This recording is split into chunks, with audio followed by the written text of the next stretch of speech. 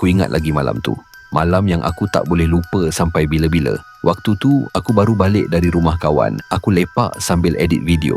Jam dah dekat pukul 12:30 malam. Jalan nak balik rumah aku tu, kena lalu satu kawasan perkuburan lama. Jalan tu sunyi, tak ada lampu. Cuma ada satu jalan sempit tu je yang bersambung ke rumah aku.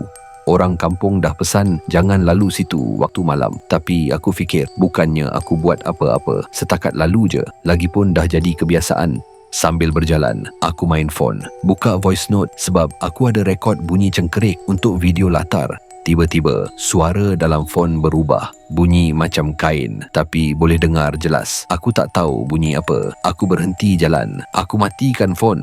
Angin tak ada, pokok pun tak bergerak. Sunyi je masa tu. Bunyi cengkerik adalah. Aku sambung jalan. Tiba-tiba aku dengar bunyi hentakan pada tanah. Macam ada benda melompat. Aku toleh ke belakang. Masa tu aku terperanjat. Sakit jantung aku dibuatnya. Ada pocong. Muka tak jelas. Kain kafan dia kotor, basah, macam baru lepas digali dari tanah. Dia melompat-lompat ke arah aku. Aku pun tak fikir panjang, terus lari. Aku tak tahu macam mana aku boleh lari sepantas tu. Jantung aku macam nak meletup. Nafas pun semput, tapi aku tak berhenti. Pocong tu makin dekat. Akhirnya aku nampak rumah aku. Aku redah pintu pagar, lari masuk cepat-cepat, hempas pintu. Telinga aku masih dengar bunyi lompatan. Tapi kali ni bunyi dalam rumah. Aku ke dapur nak minum air sebab dahaga, penat berlari. Masa tu sekali lagi aku rasa jantung aku ni macam nak tercabut je.